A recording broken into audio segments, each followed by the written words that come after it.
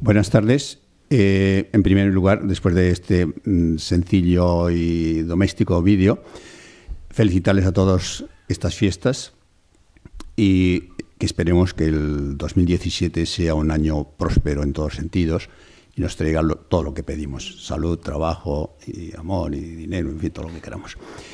Y después de esto, lo primero que tenemos que hacer es agradecer a la Fundación, al Centro Joaquín Roncal y a la Fundación CAI, Acción Social Católica, que nos facilita las instalaciones para realizar los actos. Un agradecimiento especial al doctor Esteban Sarasa, que de una manera muy amable, como lo es, colabora con nosotros para poder difundir un poco la cultura de Aragón y el conocimiento de los personajes, de lo que fue Aragón y de lo que en sí somos. Y un agradecimiento a todos los amigos y amigas, porque los que no sean amigos, pues los consideramos también amigos. Y sin más, para que nos dé más tiempo, dado que hoy empezamos a las 7:30 por motivo de ajuste de tiempos, pero siempre las haremos a las 7 para que nos dé más tiempo luego para el debate. Y vamos a presentar al doctor Sarasa, que vamos a hablar muy poquito de su biografía porque es muy amplia y además yo creo que la mayoría de las personas que hay aquí lo conocen, han sido alumnos o han estado en conferencias o en cosas, y eso hace que lógicamente pues no se necesita la presentación que se necesitaría para otras personas. Esteban Sarasa es doctor en filosofía, en la rama de historia, ingeniero técnico industrial químico, profesor de historia de la Universidad de Zaragoza, director de la cátedra de Historia Jerónimo Zurita de la Institución Fernando el Católico, del Consejo Superior de Investigaciones Científicas, presidente de la Confederación Española de Centros de Estudios Locales, además miembro asesor de Heráldica y Simbología del Gobierno de Aragón, asesor histórico de la Justicia de Aragón, evaluador de la Agencia Nacional de Evaluación y Prospectiva de la ANEP, ha sido vicerrector de la Universidad de Zaragoza, decano de la Facultad de Filosofía y Letras, director general de Enseñanza Superior del Gobierno de Aragón, ha presidido, que lo tiene muy a gala, la UNICEF Comité de Aragón, y él sigue en este momento de vocal, director de varias tesis doctorales, proyectos de investigación, libros, publicaciones, conferencias, una cantidad de material. Y una de las cosas también, ha sido director del Centro Internacional de Estudios Mudéjares. Lógicamente tiene un historial amplísimo y es un gran estudioso de la figura del Fernando el Católico. Y entonces no quiero hablar más, porque yo lo que quiero es que nos hable él y nos dé una lección como las que acostumbra a dar, muy magistrales.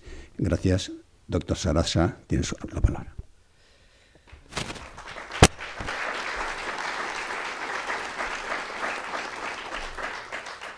Muchas gracias por esta amabilísima presentación.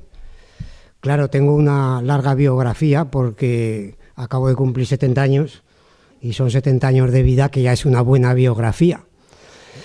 Pero, en fin, de haber sabido que mi conferencia iba precedida de una felicitación navideña, hubiese traído la pandereta y hubiese acompañado a los villancicos, y lo digo amistosamente y amigablemente. Bueno, pues muchas gracias a la Asociación Siglo XXI, que acaba prácticamente de iniciar el curso. Le deseo larga vida, espero que sí, porque está en buenas manos. Y también agradezco su presencia, veo muchas caras amigas, alumnos de la Universidad de la Experiencia, alumnos de la Facultad de Filosofía y Letras, amigos de la Asociación Los Sitios de Zaragoza, y representantes del Ayuntamiento, también debo decirlo, Y sobre todo, pues bueno, les agradezco el que vengan a volver a escuchar a alguien que les va a contar algo o va a intentar contarles algo sobre Fernando II de Aragón, el rey católico. Miren ustedes, me van a permitir que empiece con una anécdota reciente. Hace escasamente 20 días, más o menos, vino en el Heraldo de Aragón, y no tengo acciones en el Heraldo, no es que haga propaganda del diario, ni mucho menos, una carta de un particular que se firmaba como miembro pues, de una entidad bancaria internacional que sonaba así como muy importante, no retuve, ¿verdad?, ese título, en donde se quejaba al director del Heraldo, como carta del lector, de que en Aragón no se había hecho nada, ni en Zaragoza tampoco, sobre la figura del rey Fernando II, el católico, con motivo del 5º centenario de su muerte. No suelo contestar a las cartas, mucho menos pues porque a veces pues puede haber disensibilidades, pero la verdad es que esa me dolió. Y respondí en otra carta al director, que el periódico tuvo la amabilidad de publicarme, y en esa carta venía a decir pues que este buen señor estaba muy mal informado, porque desde enero hasta hoy, por eso estamos aquí, la figura de Fernando el Católico se ha recordado, se ha comentado en múltiples ocasiones. Empezando todo ello el propio 23 de enero en SOS, cuando se presentó un libro que publicaba la institución Fernando el Católico y que recogía un estudio sobre el último testamento del rey Fernando, dictado la víspera de su fallecimiento, el día 22 de enero del año 1516. También en SOS se celebraron luego en marzo las jornadas fernandinas habituales. Yo tuve ocasión de participar en estos dos eventos. Y luego se ha hablado de Fernando el Católico, pues por ejemplo, en Caspe, se ha hablado en Monzón, por supuesto en Zaragoza. La organización de un curso sobre Fernando el Católico corrió a cargo de la institución Fernando el Católico, un curso que yo mismo impartí en el mes de mayo, mediante una serie de lecciones. La Real Sociedad Económica de Amigos la Real Maestranza de Caballería también organizó recientemente pues, un ciclo de conferencias, participando expertos sobre el tema. Yo mismo he representado a Aragón y a Zaragoza hablando de la figura de Fernando el Católico, y a mi universidad, por supuesto, por encima de todo, pues en Barcelona, en un congreso reciente del Institut d'Estudis Catalans, o en Murcia. Me queda todavía la charla de hoy y la del día 19 en Madrid, en el Consejo Superior de Investigaciones Científicas, con lo cual ya, dicho de una manera amable, volveremos a enterrar al rey católico y esperaremos ya el siguiente centenario. Bueno, pues bien,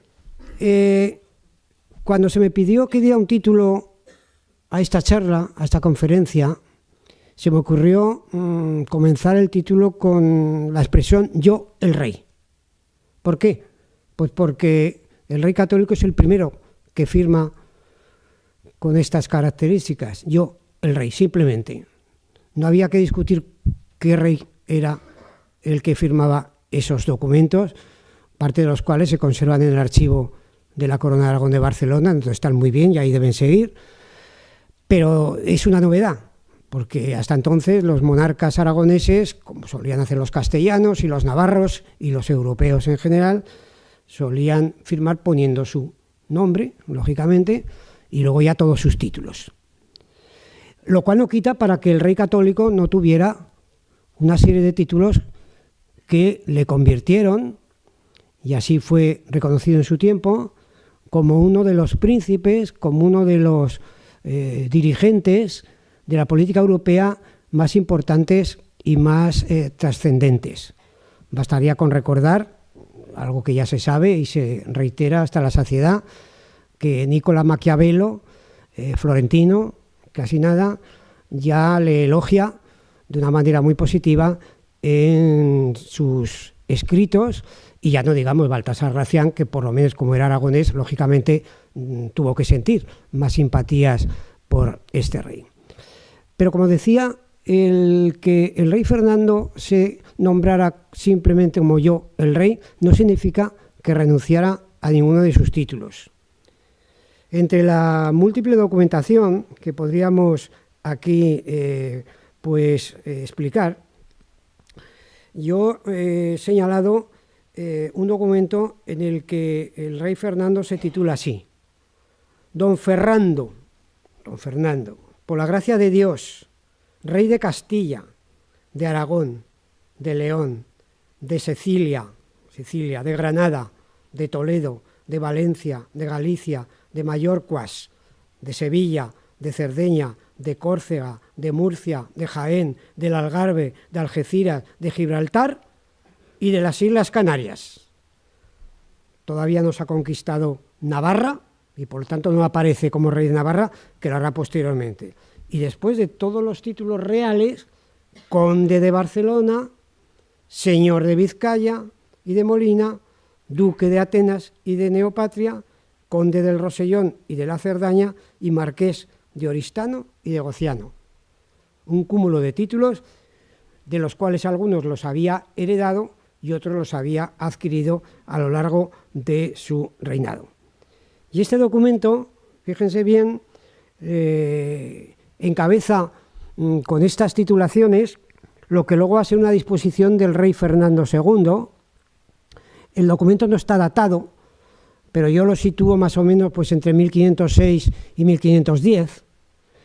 Y no está datado, pero más o menos por lo que cuenta en el interior y sobre todo por las titulaciones, deduzco, como digo, que debe ser entre 1506 y 1510, pero es un documento que dirige el rey Fernando a los dirigentes de Jaca, porque los jacetanos parece que se han quejado a los concejales, a los ediles, al concejo, de que tienen la ciudad bastante sucia, dicho en plata. Y entonces el rey les recrimina y les dice a las autoridades jacetanas que intervengan para que limpien mejor la ciudad, que la tienen un poco descuidada y por lo tanto, de alguna manera, pues tienen que asearla. Y luego hay otro documento también muy interesante, que no es del rey católico, también por estas fechas, o más o menos de principios del año 1515, es un documento que escribe un canónigo de Granada, don Juan, lo hace desde Burgos, se dirige a la archiduquesa Margarita de Austria, duquesa de Borgoña, en donde le informa de la situación del rey de Aragón. Estamos en el año 1515, como acabo de decir. Este documento sí que está datado, o sea, pues un año antes de la muerte del rey. Y le informa sobre don Fernando, sobre la reina de Castilla, doña Juana. Yo obvio el denominar a doña Juana la loca, creo que eso hay que matizarlo. Sobre la situación de don Carlos, el príncipe heredero, el que será luego Carlos I de España y V de Alemania, y sobre algunos asuntos de la corte y de España. Y entre otra información, y leo textualmente, le dice que en lo referente a la reina de Castilla, doña Juana, está en Tordesillas, flaca y pálida. Habiendo hablado con ella el rey don Fernando y la reina doña Germana, ya se había casado en segundas nupcias, la reina Isabel había muerto en 1504, el día de San Jaime, durante media hora, viéndola trastornada. Y en cuanto al infante don Carlos, se encuentra muy dispuesto y gentil, aprendiendo a hablar francés y latín, deseando llegar a España para conocer a la nobleza, así como sus gustos y modas. Pues el rey don Fernando, su abuelo, está ya viejo y decrépito. Si bien en lo tocante a los moros, el rey de Aragón está dispuesto todavía en persona a hacerse a la mar con un gran ejército, aunque la fortuna le sea contraria. No tuvo ocasión, porque un año después de estos informes, como he dicho al principio, el rey moría un 23 de enero del año 1516, después de dictar el último testamento del que he hablado antes en la presentación del libro correspondiente en SOS. En ese testamento estipulaba, por un lado, bueno, cómo debían ser las exequias, dónde quería ser enterrado. Dice muy claramente que junto a la reina Isabel, y él acababa de dejar como viuda a doña Germana de Foix o de Foix, como quieran, y además, bueno, como no se fía muy bien de las autoridades castellanas, ni mucho menos de ese príncipe Carlos que tiene que llegar a España para empezar a gobernar y es todavía muy jovencito, deja 2 regentes o 2 lugartenientes.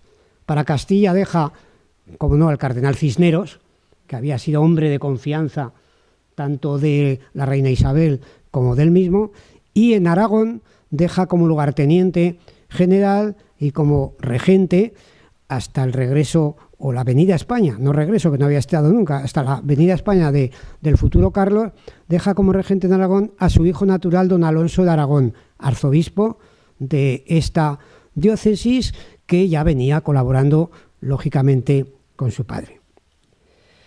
Bien, estamos efectivamente en el 5º centenario de la muerte del rey Fernando II de Aragón, el rey católico.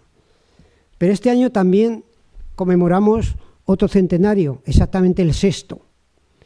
El 6º centenario de la muerte de Fernando I, el llamado de Antequera, el elegido en Caspe por los compromisarios, aquel que fue nominado en audiencia pública delante de la colegiata de la iglesia de Caspe por Vicente Ferrer, pues San Vicente Ferrer, por haber sido elegido entre los 3 representantes aragoneses en Caspe, los tres representantes catalanes y los 3 representantes valencianos. Porque también, 100 años antes de Fernando II, moría Fernando I, el abuelo de Fernando II. Él moría un 3 de abril del año 1416, a edad temprana, porque solamente vivió 36 años. Murió a los 36 años, Fernando I, el elegido en Caspe. Y además solamente reinó 4 años. Nada que ver con el largo reinado de Fernando II, su nieto. Historia de Fernando a Fernando, que yo la presento de la siguiente manera. El siglo XV, en la península ibérica, en los reinos hispano-cristianos, quedaba todavía el reino musulmán de Granada, el reino necedita, o nazarita, o narrita, como quieran, por conquistar. Pero la España cristiana del siglo XV es la España del dominio de una familia. Como tantas otras veces, la historia de Fernando el Católico es el final de una aventura de acceso al poder de una familia que se hace con él mismo mediante un golpe de Estado y que va copando todas las coronas peninsulares. Y esta historia, que acaba con Fernando el Católico, y ahí acabaré, comienza mucho antes, en 1369, siglo XIV, cuando en la corona de Castilla el rey legítimo, Pedro I, apodado por unos el Cruel, por otros el Justiciero, fue asesinado por una conspiración de su hermanastro Enrique, de una familia colateral de la dinastía reinante, la familia llamada de los Trastamara, porque tenían en el condado de Trastamara su solar y especialmente en Medina del Campo, de manera que mediante este golpe de Estado, llamaríamos hoy día, el hermanastro del rey legítimo se impuso en el trono de Castilla en 1369. Ese va a ser el primer paso. El segundo paso, para ampliar el dominio peninsular de la dinastía Trastámara, va a ser el compromiso de Caspe, porque en 1412 el elegido por los compromisarios, los 9 que acabo de decir, es el príncipe castellano, don Fernando, de la familia de los Trastamara, por tanto de la familia de Enrique, el que había instigado la conspiración contra su hermanastro Pedro I, de manera que la corona de Aragón pasa a estar bajo el dominio de la familia castellana de los Trastamara. Y después, un hijo de Fernando I, Juan, el que sería Juan II de Aragón, Trastámara también, por lo tanto, iba a ser rey consorte de Navarra por su matrimonio con doña Blanca. Será el padre, en este primer matrimonio, de don Carlos, príncipe de Viana, y el padre, en un segundo matrimonio, me refiero a don Juan, en un segundo matrimonio con doña Juana Enríquez, de el rey Fernando II el Católico. Y en 1469, o sea, 100 años después de la conspiración Trastámara en Castilla, en 1469 se produce el enlace matrimonial en Valladolid de Fernando y de Isabel. Fernando aspirante al trono de Aragón e Isabel todavía también aspirante al trono de Castilla. 1469. Será el 1474 cuando Isabel sea ya proclamada reina de Castilla y poco después, en 1479, cuando Fernando sea proclamado rey de Aragón después de la muerte de su padre Juan II. Entonces, es una historia durante más de un siglo, durante algo más de un siglo, desde el siglo XIV hasta finales del siglo XV, que recoge la aventura de acceso al poder de una familia que acaba imponiéndose en toda la península y que lógicamente tiene pues un cierto ideario, el ideario de la unidad, el ideario de la unidad peninsular, el ideario de acabar con el último bastión islámico en la península, con el Reino de Granada. Porque cuando se habla de la Guerra de Granada, esa que acaba el 2 de enero de 1492, con la entrada de los reyes católicos en la ciudad y la toma de la Alhambra, de la Alcazaba de la Alhambra, no se dice o se olvida que la Guerra de Granada empezó mucho antes. Ya Fernando de Trastámara, el que iba a ser Fernando I de Aragón, el elegido en Caspe, se había iniciado en esta Guerra de Granada tomando en 1410 la plaza de Antequera, en la frontera granadina. Y por eso se le conoció también con este sobrenombre, como Fernando el de Antequera. Una plaza importante que recogía, como otras plazas de la frontera del Reino de Castilla con el Reino de Granada, posiciones disputadas entre los dos contendientes, entre los castellanos cristianos y entre los musulmanes nazaríes, y que daría lugar a una serie de poblaciones que llevan ese sobrenombre de la frontera, Jerez de la Frontera, Arcos de la Frontera, en fin. Una aventura de la que realmente el último de los grandes protagonistas de esta historia peninsular va a ser el rey Fernando II el Católico. ¿Por qué digo que el gran colofón de toda esta aventura va a ser el reinado del rey Fernando? Bueno, pues porque Fernando el Católico va a reunir todas las características propias de un príncipe de la modernidad. La reina Isabel de Castilla gobernó con una idea un tanto presidencialista y un tanto centralista, todavía con unos prejuicios muy medievales. En cambio, el rey católico, por la tradición de la corona de Aragón, abierta a Italia, abierta al humanismo, abierta al Renacimiento, es decir, por la tradición mediterránea de la corona de Aragón, tenía ya una visión moderna de lo que era el poder, de lo que era la administración, de lo que era la corte, de lo que eran las instituciones. Y además con una gran diferencia, que no venía de la época de Fernando el Católico, sino de antes.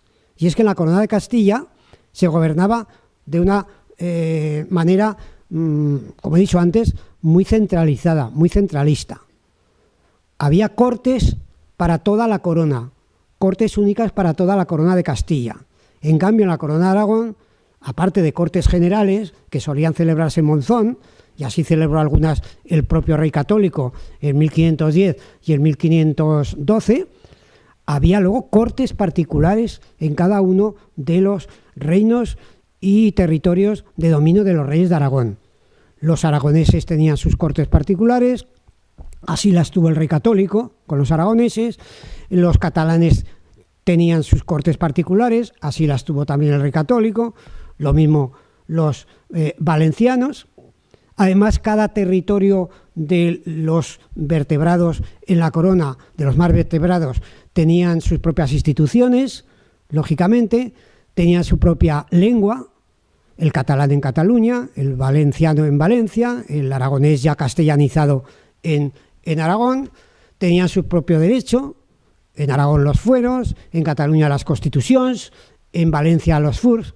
Es decir, era una concepción muy distinta en cuanto al gobierno y a la administración, la que hereda el rey católico, de la que había heredado la reina Isabel, su primera esposa, que, como digo, murió en el año 1504.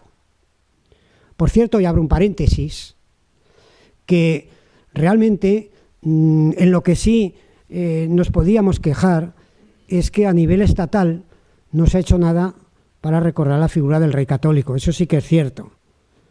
Mientras que, como he dicho antes, aquí sí que se ha hecho algo, a nivel del Estado ni de la Academia de la Historia se ha hecho absolutamente nada. En el año 2004, con motivo de la celebración del centenario de la muerte de la reina Isabel, tanto el gobierno de la nación como Castilla y León organizaron muchas actividades conmemorativas de la muerte de la reina Isabel. Nada relacionado con el rey católico. Hubo congresos, hubo conferencias, hubo seminarios y todo terminó con una magnífica exposición en el año 2004, conmemorando el 1504, en la Catedral de Toledo. Si recuerdan lo que es la Catedral de Toledo, la inmensidad de esa catedral, que se llenó de objetos relacionados con la reina Isabel. Documentos, orfebrería, indumentaria, pintura, escultura. Bueno, pues el rey católico, o sea, su esposo, su partener, solamente tenía un panel. Soy testigo de ello porque visité la exposición expresamente porque quería saber qué es lo que se exponía allí. Con lo cual ignoraron ya en aquel momento la figura del rey católico, como se ha ignorado hoy en estos momentos, pues como digo, a nivel estatal. En cambio, el año pasado, recordarán ustedes, precediendo a la conmemoración del centenario en este 2016, en el 2015, el gobierno de Aragón de entonces organizó una excelente exposición en la Aljafería sobre el rey católico, con un catálogo publicado que recoge además una serie de artículos o de trabajos de brillantes historiadores. Bueno, pues cierro el paréntesis y vuelvo a la figura del rey católico. Sobre la figura del rey católico tenemos bastante iconografía. Precisamente en la exposición del año pasado, en la Aljafería, hubo varios retratos del rey católico y también de la reina Isabel. Tenemos testimonios de los cronistas. También esto es importante, aunque a los cronistas hay que saber leerles porque tienden, sobre todo si son cronistas oficiales de la corte, pues tienden a ensalzar la figura del rey. Pero tenemos testimonios también externos, como el que acabo de decir, referido a Maquiavelo, que en su tratado sobre el príncipe pues elogia la figura del rey católico y sobre todo le elogia en su intervención en Italia, porque una de las preocupaciones de Fernando el Católico fue precisamente el control de los territorios italianos y especialmente de Nápoles. Precisamente en Nápoles tuvo lugar toda la peripecia, valga la expresión, de Gonzalo Fernández de Córdoba, el gran capitán, de las famosas cuentas del gran capitán, como recoge el dicho popular, que peleó a favor del rey católico en Nápoles, murió poco antes, unos meses antes que el propio monarca, y el propio monarca lloró amargamente. Hay un testimonio muy bonito, una carta en donde expresa el llanto que él mismo manifiesta por la muerte de su gran capitán, porque reconocía en él que había sido uno de los adalides de sus ejércitos. El rey católico tuvo que desprenderse de lo que venía siendo una impronta castellanista, porque claro, la dinastía era castellana, la dinastía a la que él pertenecía y de la que venía familiarmente, pues era una dinastía de origen castellano. Los Trastámara tenían su solar nada más y nada menos que en Medina del Campo, en Valladolid. Hoy Medina del Campo es una población bien monumentalmente importante, pero no excesivamente grande. Pero en aquella época, desde finales del siglo XIV y comienzos del siglo XV, Medina del Campo era una ciudad importante, era un enclave mercantil y comercial muy destacable, porque ahí se celebraban las ferias más importantes de España y unas de las ferias más importantes de toda Europa. Y uno de los productos que más se comercializaba en las ferias de Medina del Campo era la lana. Y lo que no se suele decir, por cierto, es que uno de los argumentos que sirvió para la proclamación de Fernando de Trastámara en 1412 por los compromisarios de Caspe frente a los otros candidatos que tenían también sus derechos fue una motivación económica. Aragón, en la Edad Media, todavía en el siglo XIV y en el siglo XV, producía mucha lana y mucho trigo. Era la gran exportadora de lana y de trigo. Y la lana aragonesa solía ir a los mercados italianos a través de los puertos de Barcelona y de Valencia. Y claro, si fallaban esos mercados italianos sobre todo, o incluso los propios mercados catalanes, las propias industrias textiles, había que buscar una alternativa.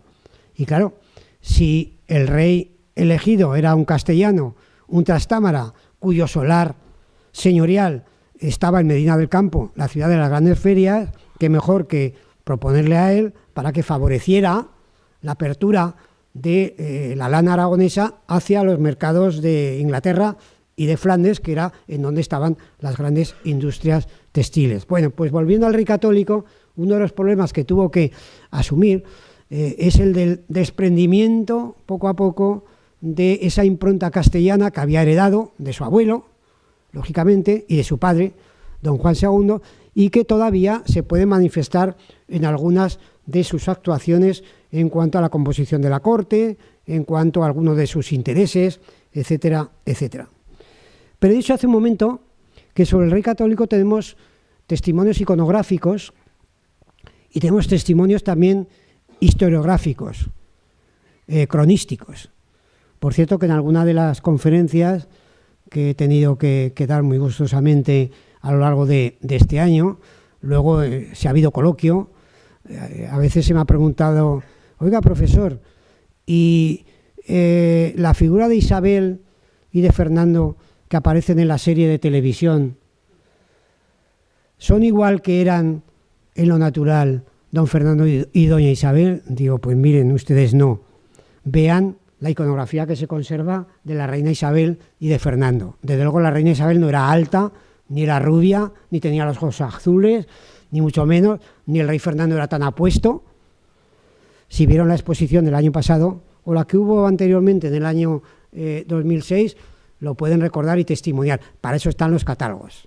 Bueno, pues dicho esto, que es una anécdota pero verídica, porque esa pregunta se me ha hecho en alguna ocasión, entre los testimonios cronísticos hay uno que se suele utilizar, muy interesante, leyendo el testimonio pues con ciertas cautelas, del cronista Hernando del Pulgar, que dice al respecto lo siguiente: el rey, Fernando, era hombre de mediana estatura, no era alto y apuesto, bien proporcionado en sus miembros, en las facciones de su rostro bien compuesto, los ojos rientes, los cabellos prietos y llanos. Es verdad, en los retratos se ve un cabello espeso, no suelto con tipo de melena como el de la serie de televisión. Hombre bien complisionado, tenía la fabla igual, el habla igual, ni presurosa ni mucho espaciosa, ni hablaba deprisa ni hablaba despacio. Era de buen entendimiento, muy templado en su comer y en el beber, y en los movimientos de su persona, porque ni la ira ni el placer hacían él alteración. Cabalgaba muy bien a caballo en silla, de la guisa y de la jineta. Justaba sueltamente, o sea, torneaba, participaba en torneos, justaba sueltamente y con gran destreza, que ninguno en todos sus reinos lo hacía mejor. Era gran cazador de aves y hombre de buen esfuerzo y gran trabajador en las guerras. De su natural condición, era inclinado a hacer justicia. También era piadoso y compadecíase de los miserables que veían alguna angustia. Y había una gracia singular, que cualquiera que con él fablase, cualquiera que hablase con él, ya de inmediato le amaba y le deseaba servir, porque tenía la comunicación amigable. Era asimismo remitido a consejo. Él dice muchas veces, don Fernando, que se dejaba aconsejar de su esposa, de la reina Isabel, lo cual pues es importante a tener en cuenta en la época medieval. Era, repito, remitido a consejo, en especial de la reina, su mujer, porque conocía su gran suficiencia. Desde su niñez fue criado en guerras, en las que pasó muchos trabajos y sufrió muchos peligros su persona.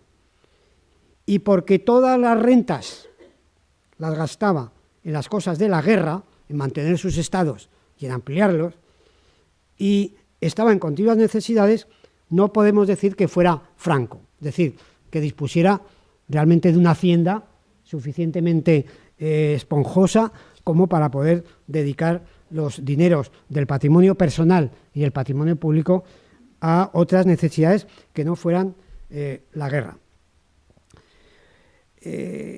Placíale jugar todos los juegos de pelota y de ajedrez y de tablas. Jugaba a la pelota, al ajedrez y a las tablas, a las damas y todo tipo de juego de tablero. Y en esto gastaba algún tiempo más de lo que debía. Es un cronista oficial, pero de vez en cuando le reprocha, por ejemplo, el que dedicaba demasiado tiempo al juego. Pero esperen, porque sigue. Y aunque amaba mucho a la reina, su mujer, dábase sin embargo a otras mujeres. Esto lo dice el cronista oficial de Fernando el Católico, lo cual no nos debe, lógicamente, asustar, porque era normal entre la realeza española de entonces. En conjunto, era hombre muy tratable con todos, especialmente con sus servidores. Y añade este cronista que tenía mucha preocupación por mantener sobre todo sus dominios. Pero es que siglos después, nuestro Baltasar Gracián escribe del Católico, entre otras cosas, lo siguiente en su libro El Político. El Príncipe era el tratado de Maquiavelo del siglo XVI y ahora Baltasar Gracián en el siglo XVII. Baltasar Gracián vive entre 1601 y 1658. En El Político dice que la España del rey católico, él habla de la España del rey católico, en la España del rey católico las provincias eran muchas, las naciones diferentes, las lenguas varias, las inclinaciones opuestas. Habla de provincias, naciones, lenguas, inclinaciones, los climas encontrados. Se refiere a los climas políticos, claro. Y para mantener el orden, que es lo que intentó y en parte lo consiguió, aunque no del todo, el rey católico, añade Baltasar Gracián, era menester gran capacidad para conservar la paz y el orden y mucho de arte de la política para unir, más que para desunir. Y bueno, ya que he hablado tanto de el Tratado del Príncipe de Maquiavelo, pues vean lo que escribe, entre otras cosas, a finales del siglo XV y comienzos del XVI, este pensador sobre el rey católico. En principio, nada causa tanto la estima de un príncipe como las grandes empresas, y dar particular ejemplo de sí mismo, como hizo el rey católico. Porque para eso estaba en su tiempo don Fernando de Aragón, actual rey de España. Está escribiendo, claro, antes de 1516.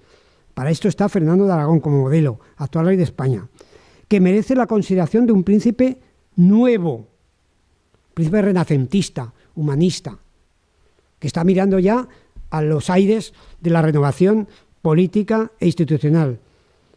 Porque de comenzar como un rey débil, pasó a ser, por fama y por gloria, el primer rey de los cristianos.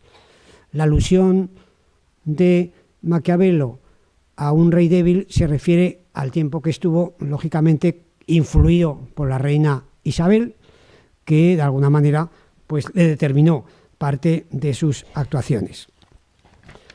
Y luego la biografía del rey católico, por cierto, ha sido tratada desde principios del siglo XX.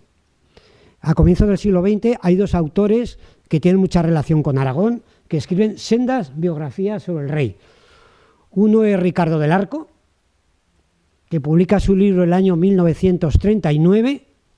El libro, yo tengo un ejemplar, dice el año de la victoria, 1939. Y luego está el libro mejor, más científico, más académico, de Jiménez Soler, que al fin y al cabo fue catedrático de la Universidad de Zaragoza y director del archivo de la Corona de Aragón, que no pudo ver su libro sobre el rey católico porque murió en la guerra civil como consecuencia, no directa sino indirecta, de la guerra civil, y su familia hizo lo posible para que se publicara posteriormente. Pero el gran renovador de la historia del rey Fernando el Católico sería Jaime Vicens Vives, o Jaume Vicens Vives, que para cualquier historiador es uno de los puntos de referencia más importantes, porque fue el gran historiador de la década de los años 50 a 60 del siglo pasado, del siglo XX, de 1950 a 1960. Y es el primero que hizo una monografía importante sobre el rey católico. Murió joven, murió a los 60 años, pero bueno, rescató la figura del rey católico de lo que había sido tradicionalmente una visión muy castellana, una visión muy española del rey católico, y poco afecta a los intereses de la Corona de Aragón. Después ya, lógicamente, ha habido otros autores que se han dedicado a ello. Aparte de todo esto, lo más importante para mí del rey católico fue su dimensión internacional. Su dimensión internacional que le hizo, sobre todo, llevar una política de estrategia matrimonial. De manera que los dos matrimonios del propio rey fueron por interés político, lo cual tampoco nos debe llevar a rasgarnos las vestiduras, porque era lo propio de la época.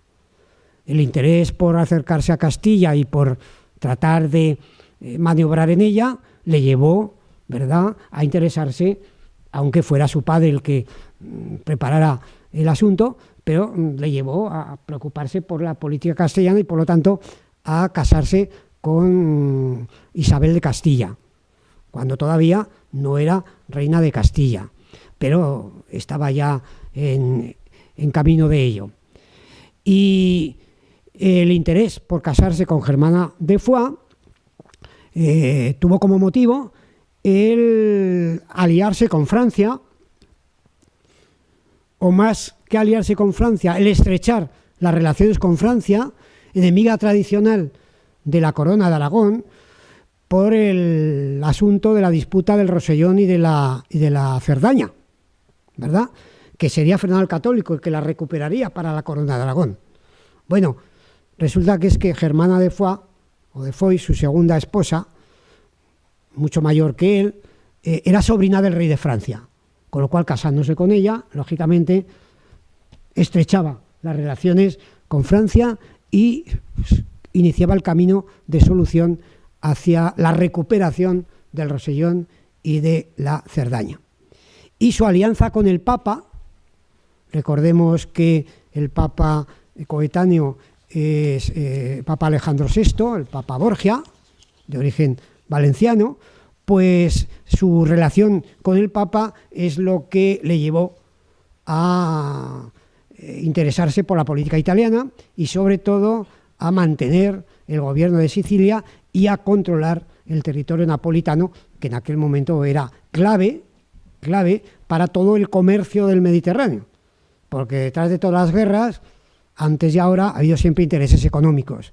Lógicamente, la economía de la Corona de Aragón se basaba en el comercio internacional de tradición catalana, no de tradición señorial como era la del Reino de Aragón por el predominio de la nobleza, y si Sicilia era un enclave importante que divide las dos cuencas del Mediterráneo, Nápoles lo era también. Con lo cual, pues, la alianza con el Papa le llevó precisamente a este asunto. Y esa misma política internacional la desarrolló con los matrimonios de sus hijas. Piensen que a través de los matrimonios de sus hijas, de las hijas del rey católico y de Isabel, claro, porque con doña Germana no tuvo hijos, a través de los matrimonios de sus hijas emparentó con la monarquía inglesa y con la monarquía portuguesa.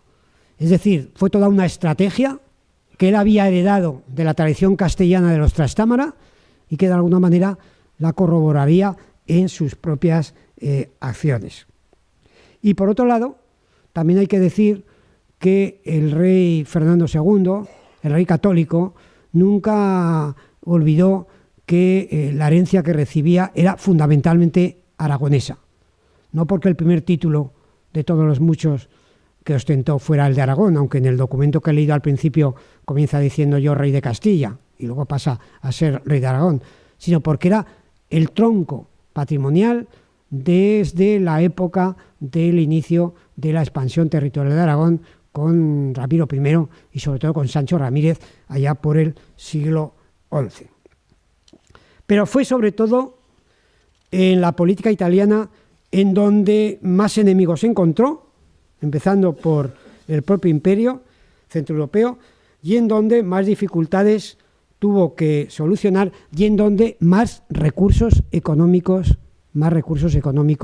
gastó. Pero eso explica por qué hasta el siglo XVIII todavía esos dominios fueron españoles. Sicilia y Nápoles, recuerden de dónde vino Carlos III en el siglo XVIII, en el siglo de la Ilustración, venía precisamente de esos dominios italianos, y todo ello había arrancado precisamente de esta política italiana desarrollada y reafirmada por el rey católico, aunque siguiendo los pasos de sus predecesores. Bueno, pues el último de los años en vida del rey Fernando, el que transcurre entre 1515 y 1516, lo conocemos también como los anteriores, pero yo destacaría sobre todo pues tres aspectos. El primero, la preocupación por dejar sus estados de la mejor manera posible, lo más pacífico posible. En segundo lugar, por desarrollar esa política matrimonial a la que me he referido antes y consolidarla. Y en tercer lugar, por pasar a la posteridad como un gran príncipe, como un gran gobernante. Los tres objetivos los consiguió. Porque les debo decir que indudablemente, aunque la historiografía española en general ha tendido más a elogiar a la reina Isabel que al rey Fernando, la historiografía extranjera, la de más allá de los Pirineos, la europea, aunque España también es en Europa, se ha olvidado mucho más a lo largo de los siglos de la reina Isabel que no del rey católico, al cual todavía hay autores extranjeros que les siguen dedicando monografías. Una de las últimas biografías del rey católico, publicada en este año que está transcurriendo y en el que hemos entrado ya en el último mes, es de Henry Kamen o Henry Kane, como quieran, que es un hispanista que ha escrito y ha publicado una monografía sobre el rey católico, no sobre la reina Isabel. Por lo tanto, yo creo que ha sido un año fructífero. Ya he repasado algunos de los acontecimientos y la verdad, si soy sincero, tengo ganas ya de volver a enterrar al rey católico.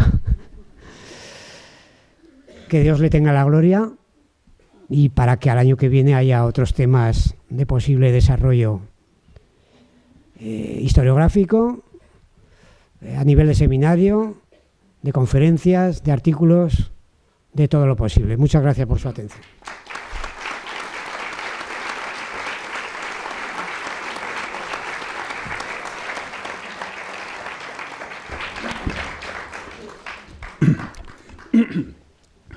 Gracias, señor doctor Sarasa. Gracias, amigo Esteban.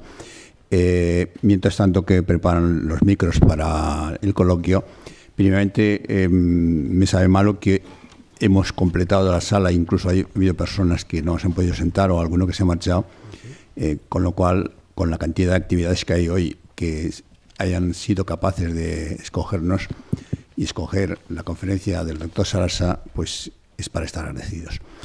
Primeramente les diré que para el 18 de enero tenemos una conferencia sobre derecho aragonés.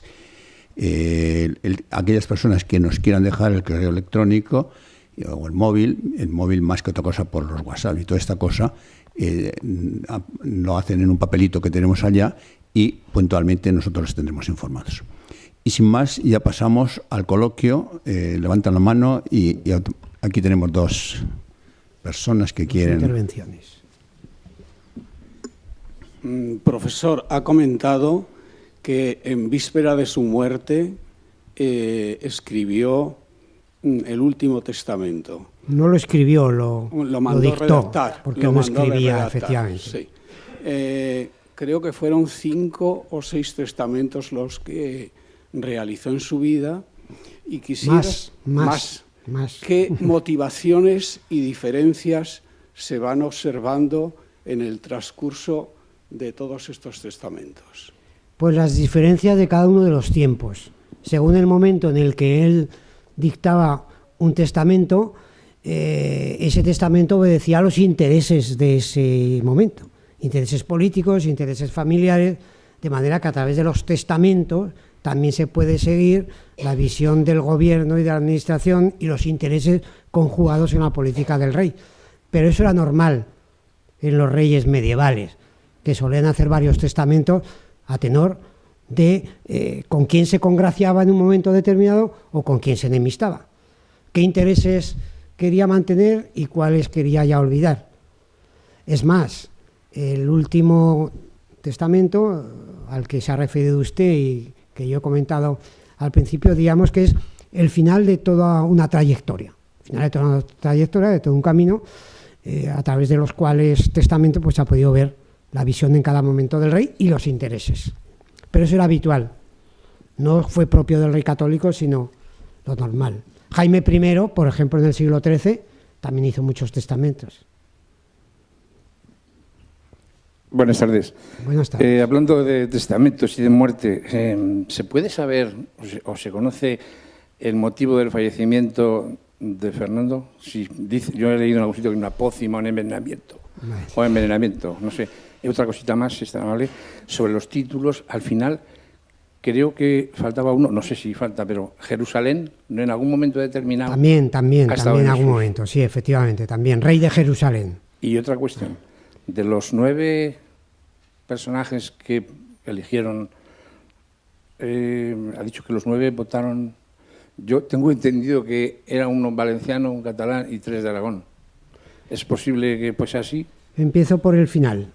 Perfecto, gracias. En Caspe se juntaron y se encerraron 3 representantes aragoneses, 3 catalanes y 3 valencianos. En el verano de 1412, hasta que el 28 de junio de 1412, uno de los compromisarios por Valencia, San Vicente Ferrer, proclamó como candidato elegido a Fernando de Trastámara. Se dice que en la votación los 3 aragoneses votaron a favor del castellano, 2 de los 3 valencianos y un catalán.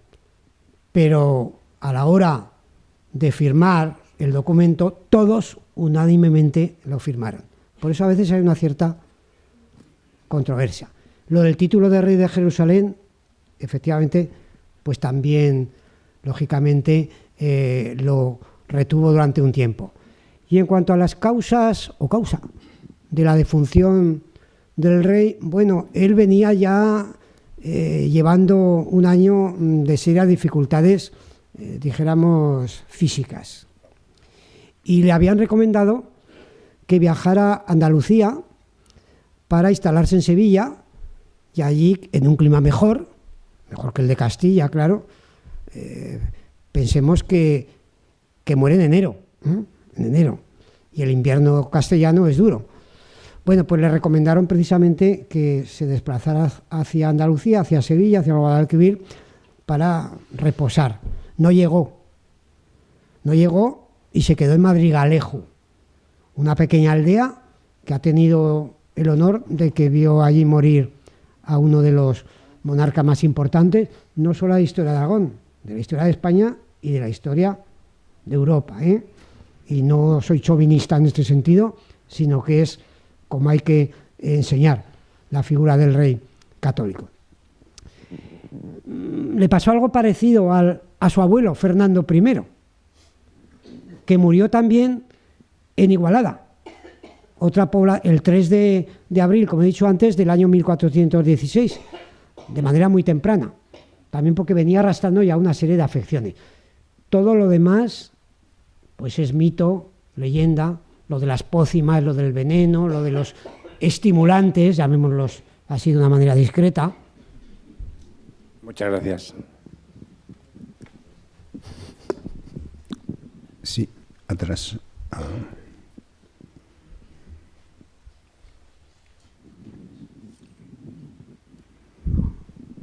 Bueno, pues muchas gracias por la conferencia, profesor. A ustedes. Yo sobre lo que ha dicho había apuntado alguna cosilla. Entre otras me ha llamado la atención que se hable de Fernando el Católico como un rey moderno, porque según algunos autores solo hablaba única y exclusivamente castellano. Por otro lado, también creo, y usted solo ha dicho, que Fernando el Católico da la sensación que todo el mundo se lo apropia, porque cuando vas a Castilla todo el mundo da a entender que fue un gran rey castellano. Cuando vas a Cataluña incluso hay gente que lo reivindica y veo que en Aragón también. Bueno, en Castilla incluso hay gente en contra de él. Pero en todas partes vamos a decir que es un rey como que en todos los sitios hay incluso adhesión y en otros sitios pues se lo apropian.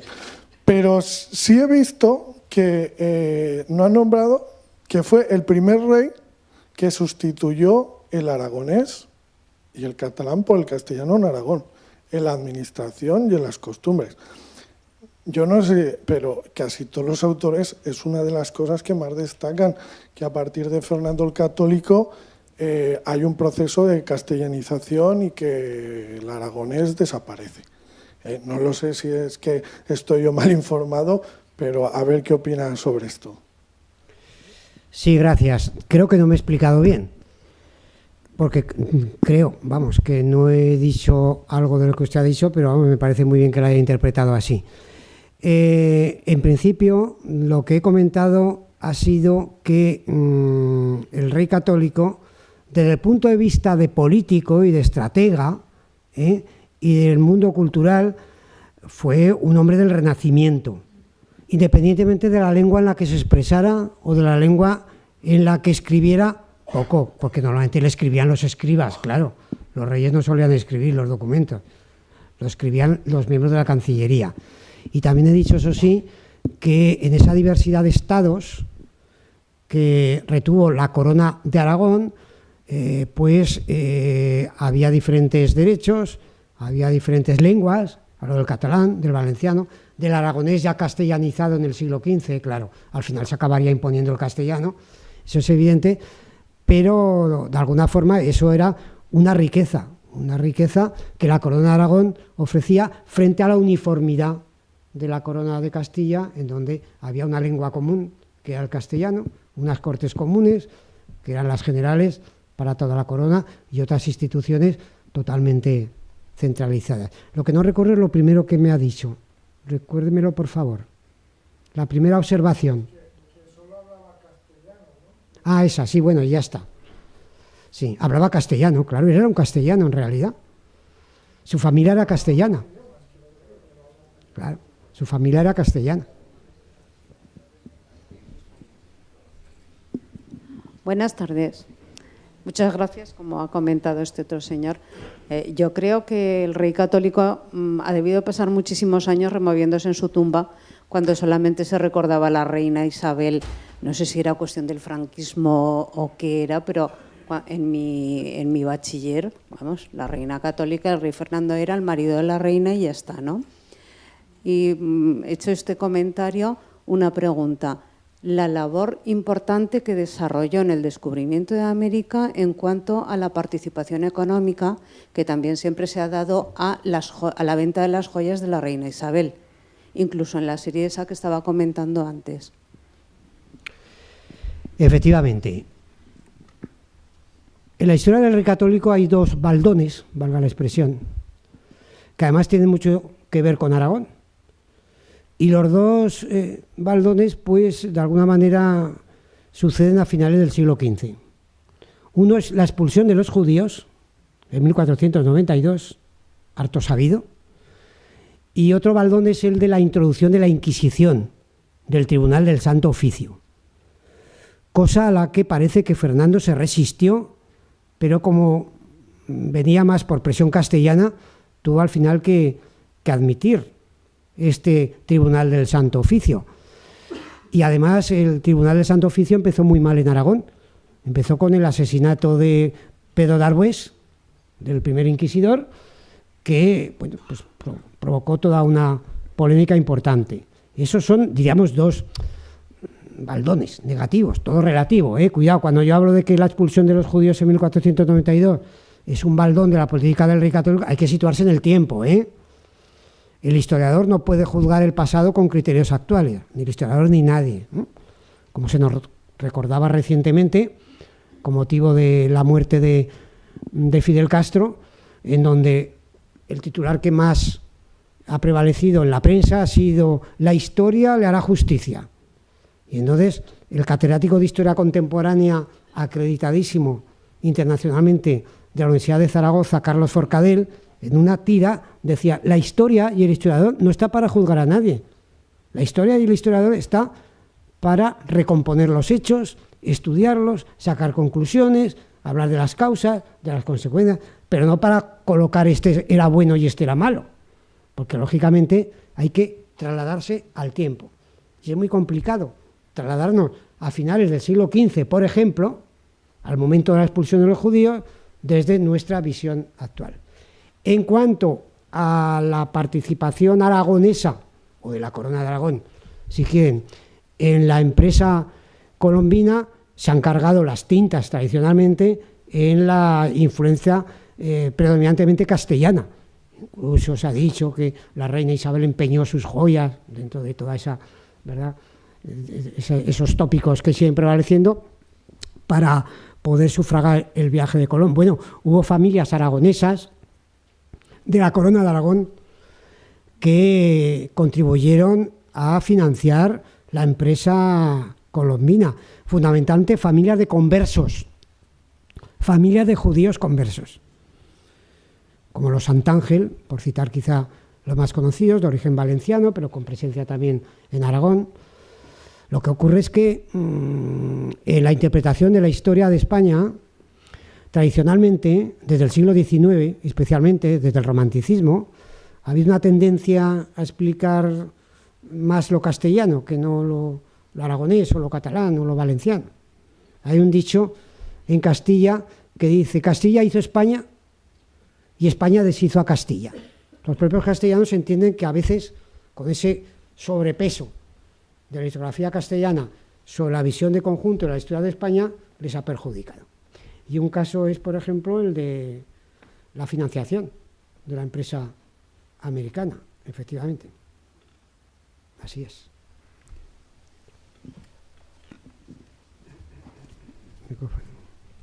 No. Pasa, da la vuelta por aquí mejor. No. Miguel Ángel. Por favor, ¿qué debe el Estado-Nación España a la visión geopolítica del rey Fernando? Perdón, ¿quiere repetir? ¿Qué debe el Estado-Nación España a la visión geopolítica del rey Fernando? ¿Qué debe el Estado-Nación actual? Exacto. Es decir, pues el inicio... Claro, acabo de decir que es muy difícil trasladarse al pasado con una mentalidad o con una visión actual. Para empezar, la palabra Estado la utilizamos los historiadores de una manera impropia, Porque la palabra Estado en la Edad Media no significa lo que ahora entendemos nosotros, ¿no? La palabra Estado significa condición social. Incluso los historiadores del derecho nos reprochan a los historiadores propiamente dichos que utilicemos la palabra Estado antes del 19, antes del Estado liberal. ¿Qué ocurre? Bueno, es que en la Edad Media la palabra Estado significa condición social. Don Juan Manuel, el gran literato y también de familia real castellana, cuando escribe su libro sobre los estados, no escribe un libro sobre la política de los reinos o de los principados o de los imperios, escribe un libro sobre los diversos grupos sociales, sobre los diversos estamentos sociales. Entonces es muy difícil, pero puedo volver a leer lo que decía, porque eso no me lo sé de memoria, claro, lo que decía Baltasar Gracián, pero ya en el siglo XVII, 100 años después de Fernando el Católico. Decía Baltasar Gracián que en aquel momento, en la época del rey católico, en España, las provincias eran muchas. Releo lo que antes he leído. En la España del rey católico, las provincias eran muchas. Las naciones diferentes, las lenguas varias, las inclinaciones opuestas, los climas encontrados. No aparece la palabra Estado, aparece la palabra las naciones, que en ese momento, en la época del rey católico, se identificaban con el conjunto territorial y el conjunto humano que tenían una cierta unidad, una cierta cultura y unos ciertos intereses. Sí. Lo dejo ahí por si acaso. Perdón, ¿por qué el archivo de la Corona de Aragón está en Barcelona? Porque está donde debe estar. ¿Por qué? Mi querido amigo, pues por muchas razones. Esto lo defiendo siempre a capa y espada y además es una pregunta que surge siempre independientemente de lo que hable. Y la respuesta es siempre la misma. El archivo de la Corona de Aragón lo crea el rey Jaime II a comienzos del siglo XIV como archivo personal del rey. La denominación archivo de la Corona de Aragón es una denominación tardía. En la Edad Media y en la Edad Moderna es el archivo del rey o el archivo real, para recoger las copias de todos los documentos que la Cancillería expedía hacia los diversos territorios. Por lo tanto, ¿por qué se funda en Barcelona? Pues porque la corte estaba casi siempre en Barcelona, porque allá estaba el Palacio Real, porque allá estaba la Cancillería, y por eso se crea allí el archivo de la Corona de Aragón. Está muy bien donde está, los funcionarios son magníficos. Por cierto, es un archivo que depende del Estado. En España hay 4 archivos que no han sido transferidos, son de titularidad estatal. Uno es el archivo de la Corona de Aragón en Barcelona, no de Barcelona, porque está en Barcelona.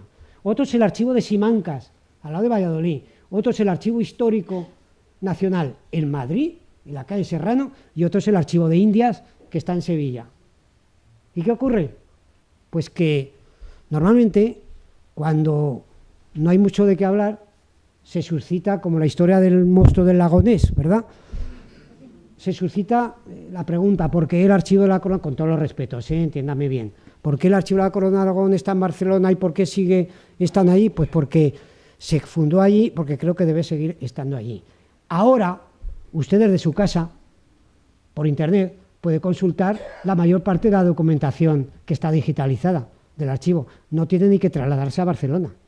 Cuando yo hice mi tesis doctoral, sumando la estancia total en el archivo, viendo los documentos en directo, porque entonces no había internet ni nada de nada, pues es como si hubiese estado un año viviendo seguidamente en Barcelona, trabajando en el archivo para poder, de alguna forma, pues hacer mi tesis.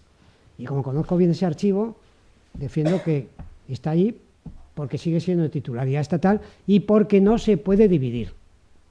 Hay 3 grandes peligros para los grandes archivos. Uno es un incendio, otro es una inundación y otro es una división. Entonces, ¿qué ocurre? Que puede haber un documento en el que el rey católico, vamos a suponer, se dirige al Concejo Valenciano, al Consell Valencià, para darles pues unas concesiones. Y entonces se puede pensar, pues este documento, como solo interesa a los valencianos, se lo llevan los valencianos. Oiga, no.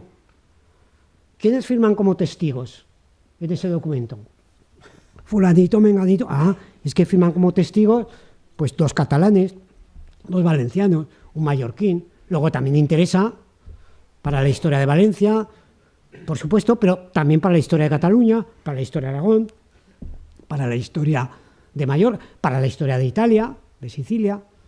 Entonces, esa es mi opinión, que suelo manifestar, primero, porque conozco el archivo. La mayor parte de los que hablan del archivo de la Corona de Aragón, primero, no saben lo que es un archivo histórico. En segundo lugar, no han pisado el archivo de la Corona de Aragón. Y en tercer lugar, pues aunque lo pisaran, no sabrían por dónde empezar. Porque hay millones y millones, y no exagero, de documentos. Alguno de los presentes lo puede corroborar. No se acabará nunca de estudiar toda la documentación que todavía se conserva en el archivo de la Corona de Aragón. Muchas gracias, muy amable. No hay de qué. ¿Alguna? Sí, por aquí.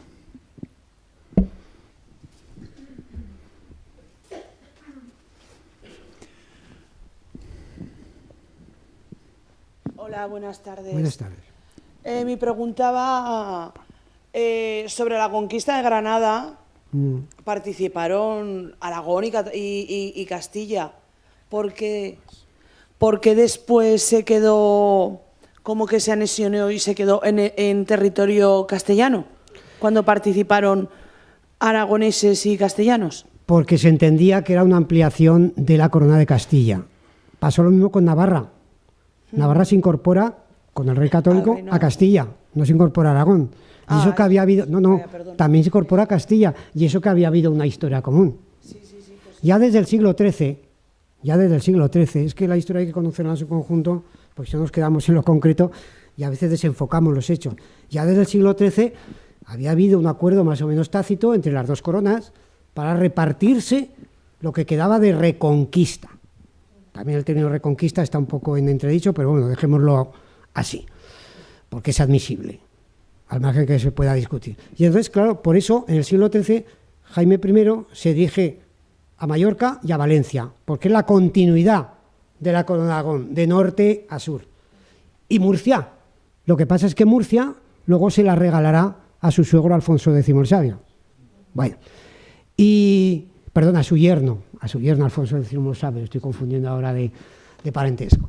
Y en cambio la Corona de Castilla tenía como salida natural, primero, hacia el Valle del Guadalquivir, será Fernando III el Santo el que conquiste Córdoba, Sevilla, Jaén, y luego finalmente, claro, hacia Granada.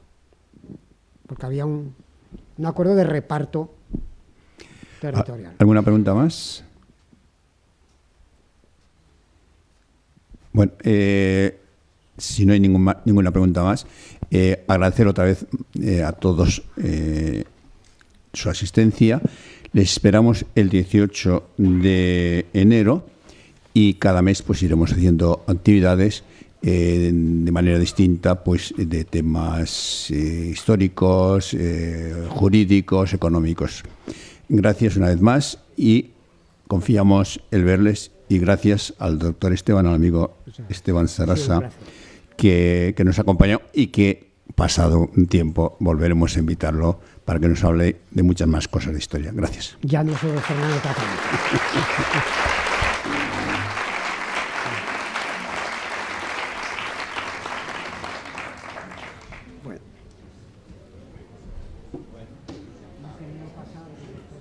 Sí, muy bien. Está muy bien. Esto lo graban, lo está grabando, y entonces lo pondremos. ¿Lo guardáis luego? Lo subiremos a YouTube, a la red. Entonces le metemos allí